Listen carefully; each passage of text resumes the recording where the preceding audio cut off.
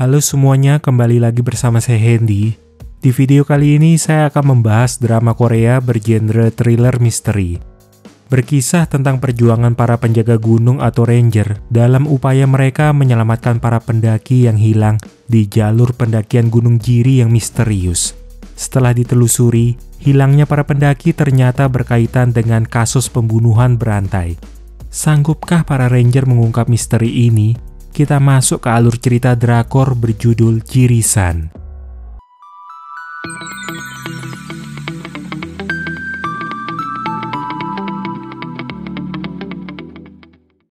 Cerita bermula di sebuah museum yang memperlihatkan sebuah tayangan tentang gunung yang disebut Gunung Jiri. Bagi penduduk setempat, Gunung Jiri bukan hanya sebuah gunung biasa, melainkan gunung ini adalah tanah harapan sekaligus tempat kematian yang kejam.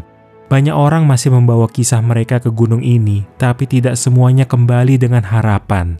Jirisan masihlah perbatasan antara tumbuhnya harapan dan kehancuran yang parah, juga antara hidup dan mati. Scene berpindah ke tahun 2018, di mana ada seorang jagawana yaitu ranger atau penjaga gunung bernama Hyunjo, baru saja dipindah tugaskan ke Jirisan National Park. Tapi ia langsung disambut oleh para ranger di sana yang bersiap pergi mencari orang hilang di gunung. Daejin sebagai kapten pencarian memerintahkan Guyon mengajaknya bergabung bersama tim untuk terjun ke lapangan. Tak sempat berganti pakaian, Hyunjo langsung bergegas pergi. Mereka diburu waktu mencari remaja bernama Seng-hun yang sudah hilang selama 23 jam. Semua anggota yang ada di setiap pos dikerahkan mencari ke wilayah-wilayah yang diperkirakan. Seng-hun harus segera ditemukan mengingat dia tidak membawa perlengkapan memadai, sehingga waktu genting yang dimiliki tinggal tersisa 7 jam dari total 30 jam perkiraan waktu aman.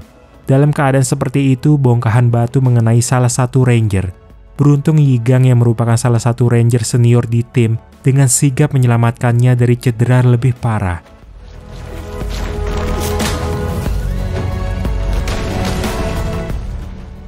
Sebagai gantinya, Yigang diminta mengajak ranger baru yaitu Hyunjo untuk ikut bersamanya. Kondisi tampaknya bisa semakin parah karena badai dan hujan diperkirakan akan melanda kawasan Gunung Jiri. Di tengah cuaca yang buruk, Hyunjo menemukan tas ransel milik Seng-hun. Bersamaan dengan itu, ketua tim yang mengambil alih pencarian kemudian memerintahkan Yigang dan timnya kembali karena kemungkinan remaja itu pergi ke gunung untuk mengakhiri hidup. Entah bagaimana, Hyunjo tiba-tiba mendapat sebuah penglihatan aneh sebelum kepalanya tertimpa batang pohon yang menyebabkannya pingsan. Sepertinya penglihatan yang didapat Hyunjo menunjukkan apa yang akan terjadi nanti beberapa waktu ke depan. Diketahui waktu genting telah lewat 30 jam, namun Hyunjo sangat yakin Seng-hun masih hidup. Merasa tak tenang, maka Yigang memutuskan mendaki sendirian mencari.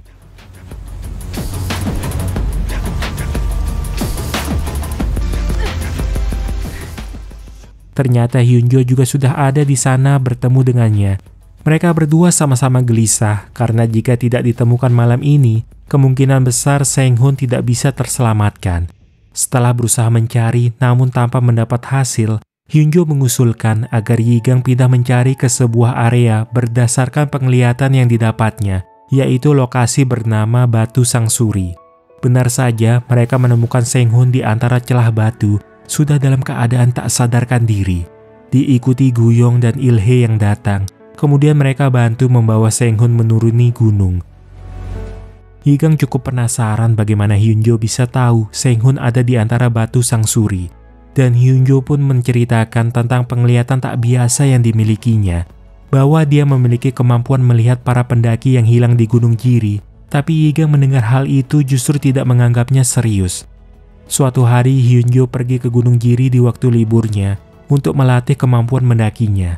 Namun ketika sampai di sisi tebing, dia kembali mendapat penglihatan aneh kalau ada terlihat pita kuning dan tangan yang berdarah.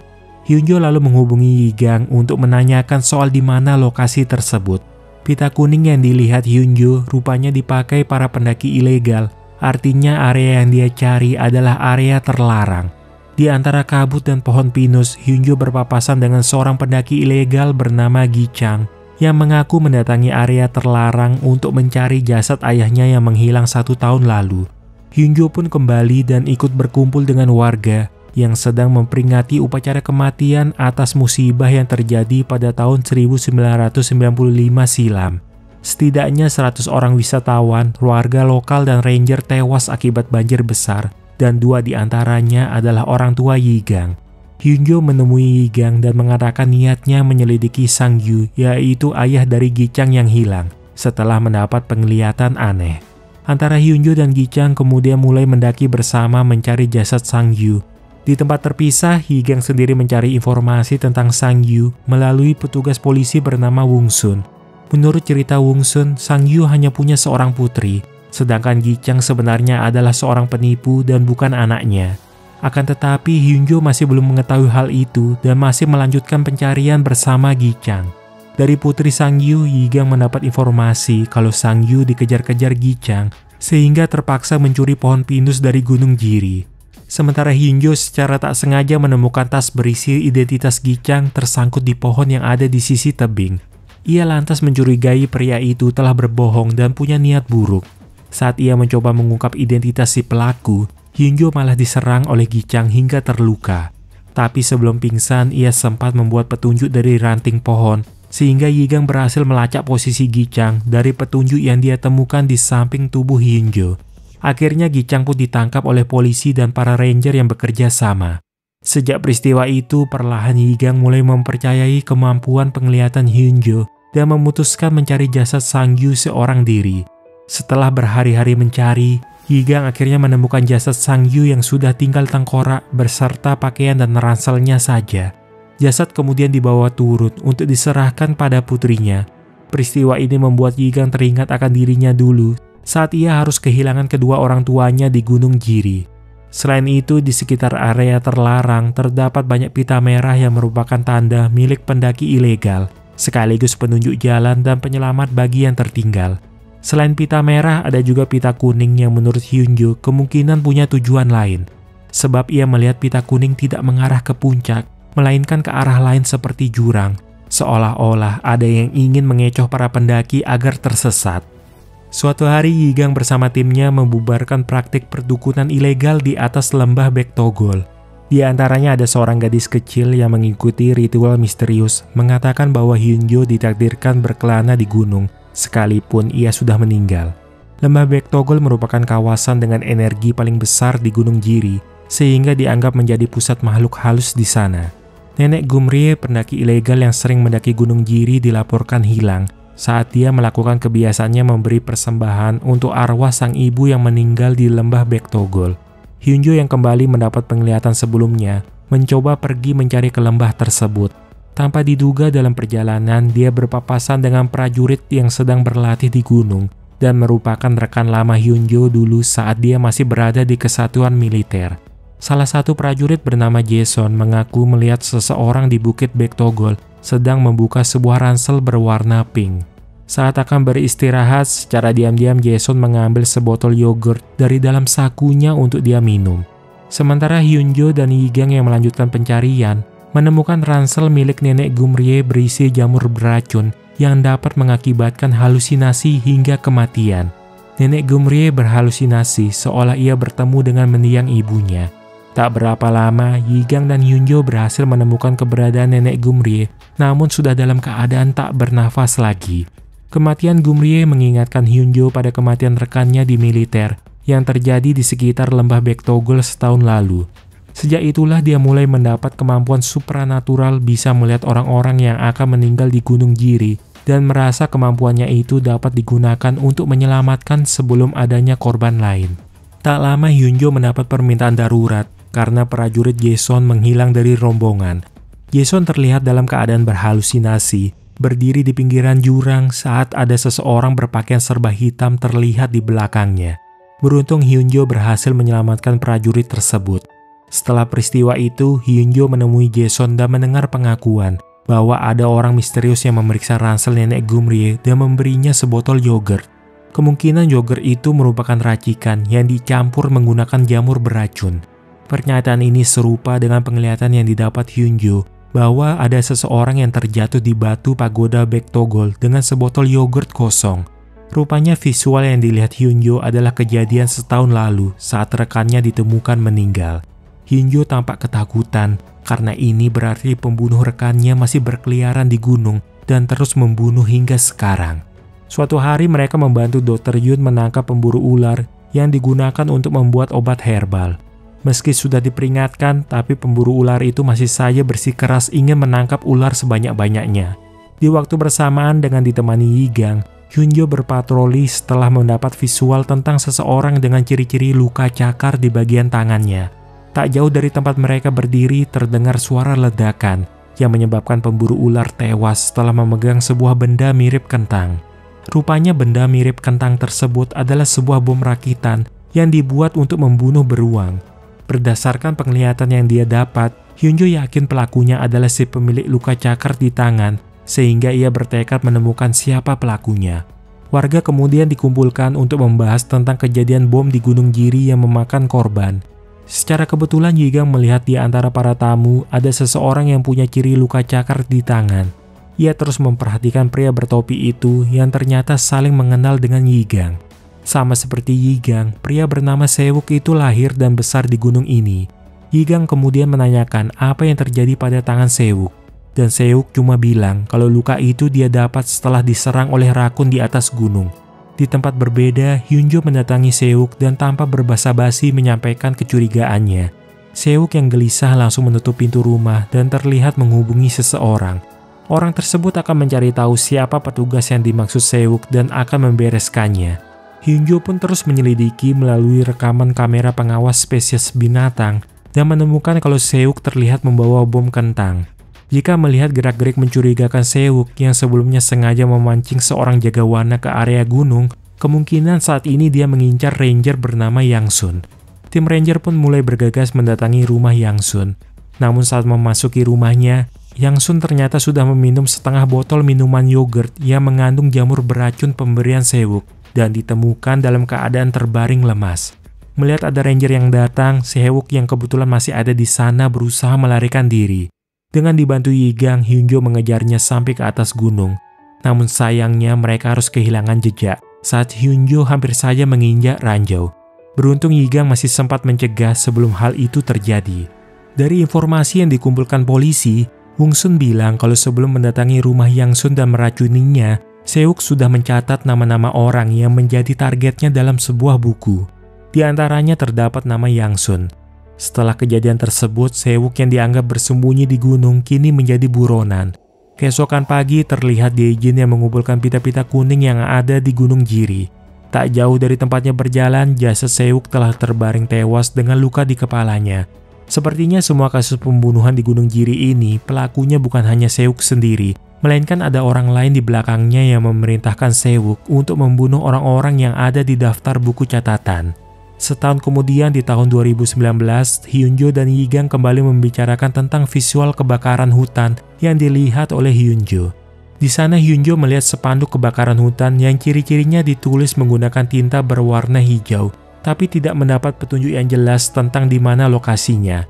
Esok harinya tim ranger bersiap menghadapi musim penyuluhan kebakaran hutan. Semua anggota dikerahkan ke gunung, kecuali Hyunjo yang masih cedera. Dia ditugaskan pergi ke kantor pusat pengawasan untuk mengambil spanduk penyuluhan kebakaran hutan. Saat berada di kantor utama, terdeteksi kebakaran hutan di Gunung Jiri. Semua tim di lapangan segera diterjunkan, ditambah bantuan siraman air dari helikopter sehingga mereka berhasil memadamkan kebakaran. Saat proses pemadaman, Yigang tidak menemukan spanduk yang dimaksud oleh Hyunjo. Sampai kemudian dia melihat spanduk tersebut dibawa oleh seorang ibu pencari herba liar. Dari ibu tersebut diketahui bahwa spanduk yang dicari Hyunjo disimpan di gudang. Hyunjo pun bergegas ke sana, sementara Yigang kembali ke gunung untuk pembersihan guna memadamkan api yang masih tersisa. Hyunjo menemukan spanduk di gudang tersebut, tapi ada seseorang yang sengaja mengunci gudang dari luar. Di tempat lain, Yigang panik dan segera memberitahu timnya karena kebakaran kembali melanda hutan pinus malam itu. Semua petugas mulai bergerak, sedangkan Hyunjo masih berusaha keluar dari gudang.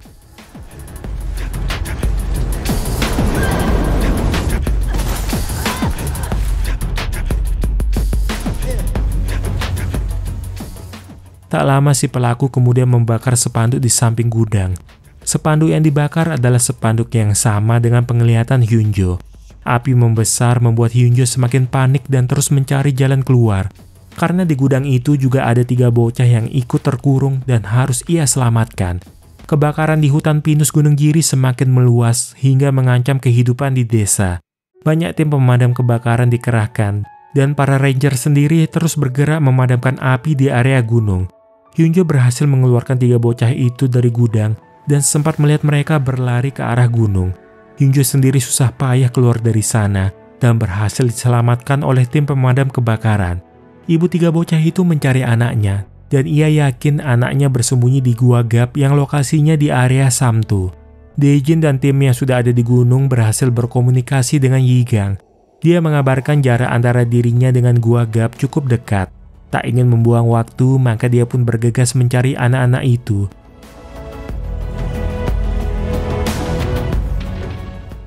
Setelah berusaha, Yigang berhasil menemukan mereka. Namun saat akan keluar, pintu gua malah tertutup pohon yang runtuh karena terbakar. Hyunjo sendiri terus memonitor dari bawah sambil melihat keadaan melalui kamera drone. Melihat kondisi yang tak memungkinkan, Ilhe menahan Daejin yang berkeras menyelamatkan Yigang dan anak-anak di dalam gua. Daejin lalu mengabarkan kalau mereka tidak bisa menyelamatkan Yigang dan 3 anak itu. Ternyata dengan susah payah, Yigang masih sanggup mencari jalan keluar dan membawa anak-anak itu keluar dari dalam gua. Dia lalu memecahkan lemari perlengkapan dan menggunakan tenda tahan api untuk melindungi mereka. Melalui kamera drone-nya, Hyunjo curiga saat melihat lemari perlengkapan terbuka. Karena dalam visual sebelumnya, ia melihat lemari itu masih dalam keadaan tertutup. Oleh sebab itu, Hyunjo menduga kalau Yigang masih ada di dekat area itu. Dia lalu mengabarkan pada Daejin beserta tim ranger. Akhirnya, Yigang dan 3 anak itu berhasil ditemukan dan diselamatkan. Suatu hari, petisi pembuatan kereta gantung menuju Gunung Jiri kembali membuat Daejin resah. Hal ini disebabkan di masa lalu rencana pembuatan kereta gantung ini sudah pernah diusulkan, dan pro kontra mengenai rencana itu justru membawa bencana ke sebuah desa. Sementara itu, seorang vlogger yang mendaki gunung secara ilegal merekam kondisi sebuah tempat di pedalaman Gunung Jiri yang disebut Jembatan Lembah Hitam. Tempat ini merupakan area terlarang bagi warga sipil. Dan menurut rumor yang beredar, dulu tempat itu adalah sebuah desa kecil yang hanya dihuni beberapa keluarga saja, tapi kemudian ditinggalkan atau menghilang secara misterius. Dan tepat sebelum desa itu menghilang, terjadi suatu insiden atau kasus kematian yang menimpa penduduk desa. Vlogger itu ingin menguak misteri desa yang hilang, tetapi ia mendadak dikejutkan oleh cahaya misterius yang seolah ingin mengejarnya. Sehingga karena takut, dia memutuskan melarikan diri di tengah hutan pegunungan yang gelap gulita. Diceritakan pada tahun 1991, kepala desa Jembatan Lembah Hitam bernama Jae-gyong menolak rencana pembuatan kereta gantung. Akibatnya sang istri tewas secara misterius, sedangkan warga desa akhirnya memutuskan pindah meninggalkan Jae-gyong yang memilih mengakhiri hidup meninggalkan putra satu-satunya. Waktu itu Daejin yang masih muda dan baru saja bekerja sebagai jagawana sempat mencari keberadaan istri Jae-gyong. Namun anehnya ia sempat tersesat seolah berputar-putar di tempat yang sama. Padahal jasad istri Jae-gyong ada di bawah pohon angker yang sudah ia lewati berulang kali. Keesokan pagi, vlogger itu ditemukan oleh pihak kepolisian di kaki Gunung Jiri dalam keadaan tak sadarkan diri. Untungnya ketika sadar, dia hanya mengalami syok ringan akibat melihat kilatan api, sehingga Wung Sun menganggap pria itu sudah tidak waras. Para ranger kembali menerima pemberitahuan tentang longsoran di area bebatuan. Semuanya bergegas ke lokasi karena ada pendaki ilegal yang terluka di antara puing-puing.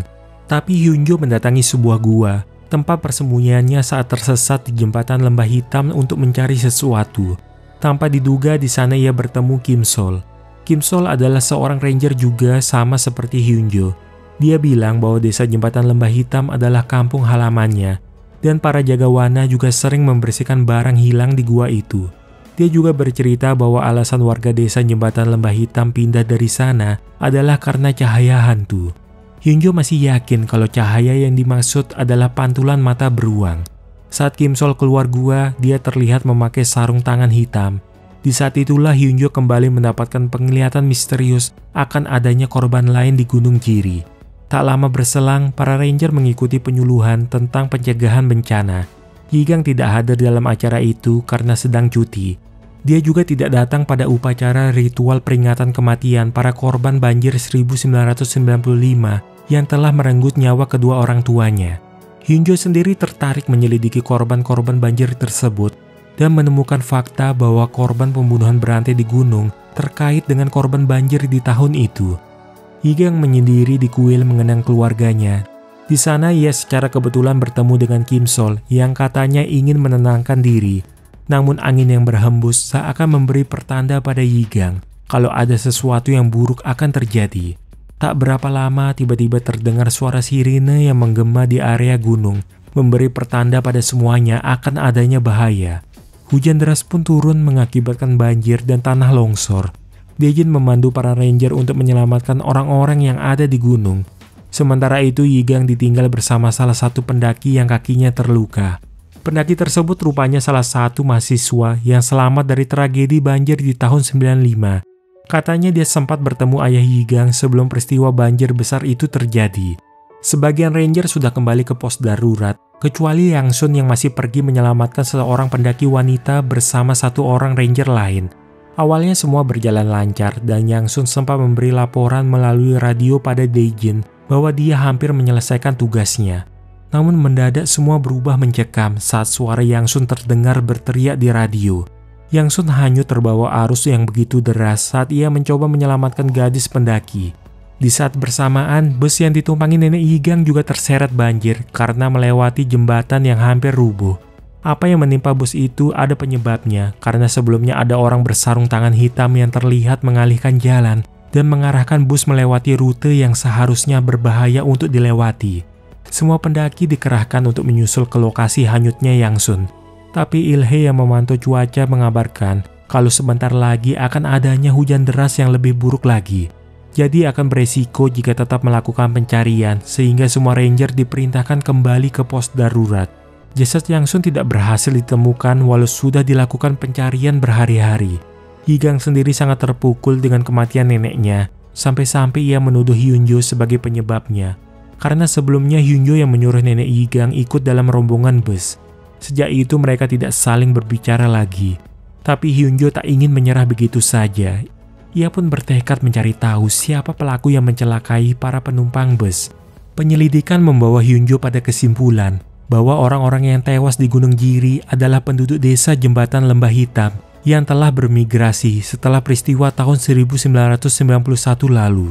Hyunjo mencoba mencari siapa saja penduduk desa Jembatan Lembah Hitam yang masih tersisa. Ia kemudian teringat dengan Kim Sol yang pernah bilang kalau dia berasal dari desa itu. Tapi yang terpenting sekarang, dia harus mencari di mana tempat barang yang hilang itu disembunyikan agar dia bisa menjadikannya bukti. Malam itu Hyunjo menerima pesan singkat dari Yigang yang ingin mengajaknya bertemu besok. Tapi ketika paginya, Hyunjo tiba-tiba membatalkan janji mereka dengan alasan ada suatu hal yang masih harus ia cari di Gunung Jiri dan nanti akan menceritakan saat semuanya telah selesai.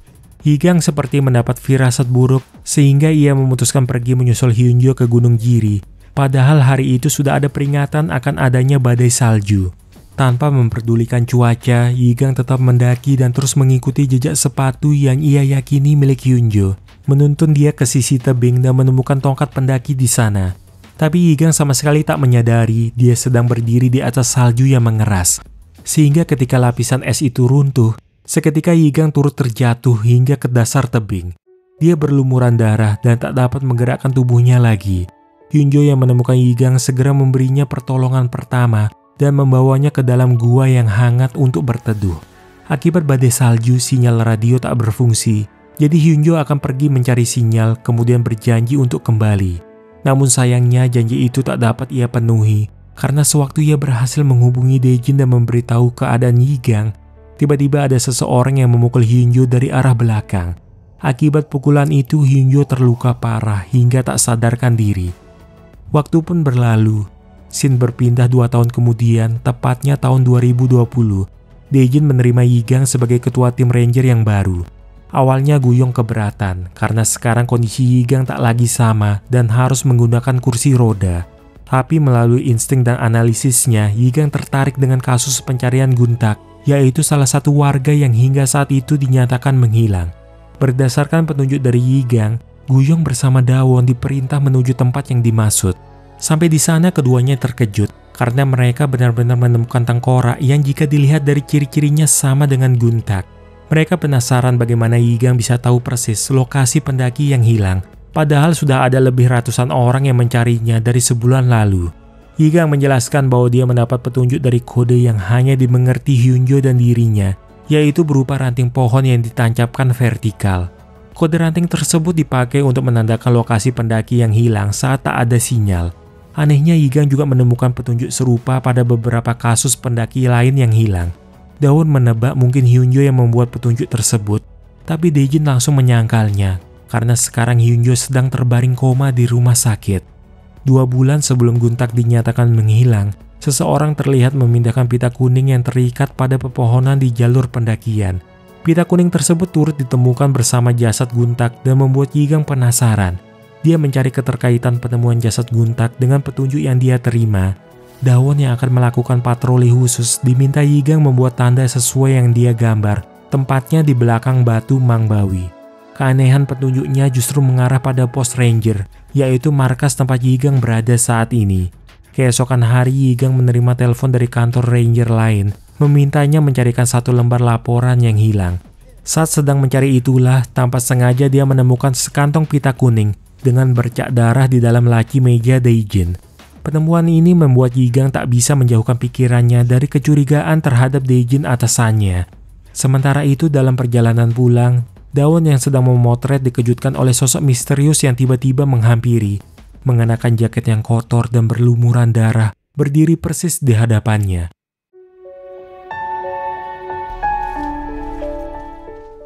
Tak lama Daun datang dan menunjukkan video yang memperlihatkan sebuah ranting bergerak sendiri, tapi dia tak menceritakan mengenai penampakan yang dilihatnya.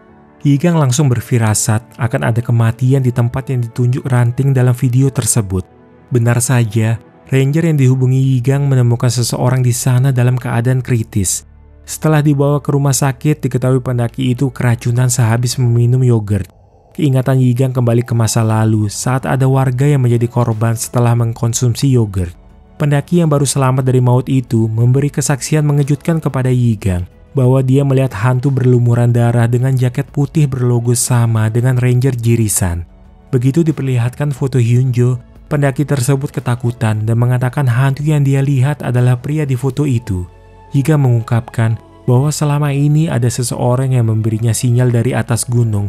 Jika bisa bertemu orang itu, dia mungkin bisa mengetahui penjahat yang dicari selama ini. Oleh karena itu, dia meminta tolong pada Daun untuk memasang kamera di titik tertentu. Yigang memonitor menggunakan drone berkamera. Ekspresinya langsung berubah ketika dia melihat sesosok misterius berjubah putih dan lusuh yang ternyata adalah Hyunjo. Tubuhnya mungkin terbaring koma di rumah sakit, tapi roh Hyunjo masih menjaga Gunung Jiri dan sepertinya merasa sedih. Daun berhasil memasang kamera bersensor sesuai perintah Yigang. Namun saat hendak memasang kamera terakhir di area Baektogol, Daun dikejutkan oleh kemunculan roh Hyunjo. Dia kaget melihat Hyunjo yang ada di depannya berusaha meraih HT yang menghubungkan Daun dengan Yigang. Sekeras apapun usaha Hyunjo, dia tak bisa menyentuh HT tersebut. Roh Hyunjo tampaknya putus asa kemudian menghilang. Di waktu bersamaan di rumah sakit, Hyunjo mengalami pendarahan dari mulut dan hidungnya. Menurut perawat, ini bukan pertama kalinya, dan setiap Hyunjo mengalami pendarahan, kondisi tubuhnya juga semakin melemah. Daun yang turut melihat kondisi Hyunjo di rumah sakit hampir tak percaya dengan apa yang dilihatnya. Dia mengatakan bahwa Hyunjo yang dia temui di atas gunung tampak sangat kesepian dan sangat ingin berkomunikasi dengan Yigang. Roh Hyunjo benar-benar tinggal di gunung pasca kecelakaan yang menimpanya dan Yigang. Terlihat rohnya tak bisa melintasi jembatan menuju pos ranger. Dia juga hanya bisa menyentuh benda-benda di gunung seperti tanah, ranting, dan daun. Yigang meminta Daun memeriksa kamera sensor yang dia pasang kemarin. Awalnya perjalanan Daun naik ke gunung sendirian tak menemukan hambatan. Namun ketenangan Daun berubah mencekam ketika gadis itu merasa diawasi dan diikuti seseorang. Hyunjo kembali mendapat visual mengenai suatu insiden yang akan terjadi. Kali ini adalah sebuah kecelakaan yang akan menimpa Daun. Sayangnya, sekuat apapun berusaha, dia tak dapat berbuat apa-apa. Daun yang merasa terancam terus berlari sampai akhirnya ia terjatuh. Saat itulah seseorang berpakaian ranger lengkap dengan sarung tangan berwarna hitam terlihat mendekati Daun. Di tangan orang itu ada botol yogurt bekas dalam kantong plastik. Tampaknya Dawon mengenali orang di hadapannya itu. Di sisi lain, Yigang merasa panik karena Dawon sulit untuk dihubungi. Pencarian terhadap Dawon terus dilakukan. Yigang mengarahkan tim pencari dan penyelamat berdasarkan sinyal yang dia lihat. Ponsel Dawon yang berlumuran darah ditemukan di sekitar sungai. Sampai hari mulai gelap, tubuh Dawon akhirnya ditemukan, tapi sudah dalam keadaan tidak bernyawa lagi. Dae-jin dibawa ke kantor polisi karena sarung tangan miliknya ada pada Dawon. Dari rekaman ponsel Dawon juga terdengar percakapan dengan Dae-jin kalau orang yang membawa kantong berisi bekas yogurt ternyata adalah Dae-jin. Namun buku catatan Dawon dan rekaman kamera sensor di titik itu hilang dibawa oleh pelaku. Yigang kemudian mengunjungi Dae-jin di kantor polisi. Dae-jin menjelaskan semua bahwa dia bukanlah pelakunya. Dia justru mengumpulkan barang-barang bukti berupa pita kuning dan botol yogurt bekas agar tidak dihancurkan pelaku. Yigang kemudian meminta tolong pada kedua rekannya itu untuk membawanya ke jembatan lembah hitam guna mencari bukti kejahatan yang selama ini dia cari. Menurut Yigang, peristiwa yang menimpa Hyunjo terjadi saat rekannya tersebut pergi ke tempat itu. Jadi mungkin jika ke sana dia akan menemukan jawaban. Tapi saat tiba di lokasi, ada panggilan darurat mengenai pendaki yang tiba-tiba mengalami serangan jantung. Untuk itu Guyong dan Ilhe mendapat tugas segera pergi dan meninggalkan Yigang sendirian di jembatan lembah hitam. Tanpa Yigang sadari, seseorang bersarung tangan hitam terus mengintainya dari balik pepohonan. Yigang pun mulai gelisah karena dia seakan mendapat firasat buruk adanya bahaya di sekitarnya. Di saat bersamaan, roh Hyunjo muncul di hadapan Yigang untuk pertama kalinya. Mereka berdua memang dapat berkomunikasi, tapi Yigang tak dapat menyentuh Hyunjo dalam wujud roh. Begitu juga sebaliknya. Sesuai penglihatan yang didapat Hyunjo, pelaku akan kembali melanjutkan aksinya keesokan hari. Tempatnya di atas tebing Sogi lembah Doun. Namun pembunuh itu rupanya mendengar percakapan antara Yigang dan Hyunjo sehingga ia langsung mengubah rencananya. Benar saja, sebelum sampai lokasi yang ditunjuk Yigang, mereka mendengar ada seseorang yang berteriak dari lokasi berbeda. Dan orang itu adalah pencari herbal ilegal yang malam sebelumnya mendapat pesanan dari pelaku. Roh Hyunjo jadi khawatir karena berfirasat buruk kalau Yigang akan dibunuh. Sekuat tenaga dia berusaha meraih radio milik Dawon yang tertinggal di gunung agar bisa berbicara dengan Yigang. Akhirnya setelah berkali-kali mencoba, Roh Hyunjo dapat meraih radio tersebut. Kemudian meminta Yigang segera pergi dari gunung dan melupakan semuanya agar Yigang dapat tetap melanjutkan hidup. Tindakan Hyunjo ini ternyata memberi efek buruk kepada tubuhnya yang terbaring di rumah sakit. Bersama dengan itu, roh Hyunjo yang ada di gunung juga tiba-tiba menghilang. Yigang dikabari kalau pihak keluarga Hyunjo akan melepas semua alat bantu hidup di tubuh Hyunjo. Merasa diburu waktu untuk menemukan pembunuh sebenarnya, Yigang menjelaskan semua pada Ilhe dan Guyong tentang rahasia kemampuan penglihatan Hyunjo. Ia kemudian meminta bantuan mereka berdua untuk mengungkap dalang pembunuhan di Gunung Jiri. Dari informasi yang didapat, diketahui bahwa semua penduduk desa Jembatan Lembah Hitam kala itu setuju dengan pembangunan kereta gantung, kecuali ayah Kim Sol yaitu Jae-gyong dan beberapa penduduk lainnya. Dengan dipimpin Ilman, penduduk desa yang setuju berusaha memaksa mereka agar mau menandatangani persetujuan. Dalam prosesnya mulai berjatuhan korban jiwa, antara lain ibunya Kim Sol dan ayahnya Sewuk. Yigang yang menemukan semua fakta itu langsung menemui Kim Sol dan membuka kemungkinan bahwa pelaku dari semua pembunuhan di Jirisan sebenarnya adalah Kim Sol. Dia jugalah yang memancing Sewuk dan Wungsun agar datang ke desa Jembatan Lembah Hitam untuk dihabisi sebagai penduduk yang bertanggung jawab atas kematian kedua orang tuanya. Tapi dia masih butuh bukti yang lebih kuat lagi, sehingga Yigang secara diam-diam menyisipkan chip GPS ke dalam tas Kim Sol. Ilhe bersama Guyong mengikutinya, tapi sayangnya mereka kehilangan jejak dikarenakan Kim Sol sudah tahu dia dibuntuti. Barang bukti pun berhasil dibakar untuk dimusnahkan oleh Kim Sol. Sementara di rumah sakit, pihak keluarga menyaksikan proses pelepasan alat bantu hidup di tubuh Hyunjo. Sedangkan Ilhe dan Guyong bergegas ke kantor polisi untuk mencari ponsel mendiang Sewuk. Mereka mengotopsi ponsel tersebut dan menemukan pesan antara Sewuk dan Kim Sol. Petugas polisi langsung mengepung kediaman Kim Sol, tetapi lelaki tersebut justru bersembunyi di pos ranger. Dia menyerang Yigang dan membawanya ke gunung, lalu berencana membunuhnya di sana.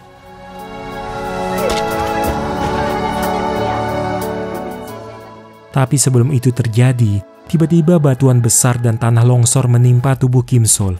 Peristiwa ini seolah menjadi pertanda bahwa Gunung Jiri memberi hukuman alam yang tidak dapat dihindari oleh pembunuh keji seperti Kim Sol. Akhirnya kasus pembunuhan ini berhasil terungkap.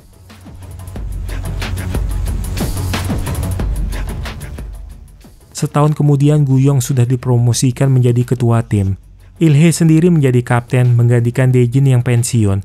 Sedangkan Yigang sudah bisa berjalan lagi dan bertugas kembali mengamankan pendaki yang ingin menikmati keindahan Gunung Jiri.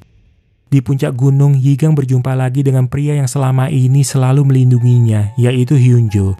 Rupanya roh Hyunjo telah kembali ke tubuh aslinya, sehingga mampu selamat dari kematian. Sejak terungkapnya kasus pembunuhan di Gunung Jiri, Hyunjo tidak lagi mendapat penglihatan mengerikan mengenai pembunuhan atau kematian, dan dia mulai menjalani hidup normal sebagai ranger penjaga Gunung Jiri. Cerita pun berakhir. Alam ini sebenarnya sebagai tempat penyadaran bagi manusia, betapa manusia itu hanya kecil di mata Tuhan dan masih ada ciptaannya yang lebih besar dan luas, yaitu alam. Ingat, makhluk di dunia ini bukan hanya manusia saja. Ketika Anda mempunyai pikiran jahat, maka makhluk yang ada di sekitar kita akan mengetahui apa yang Anda pikirkan.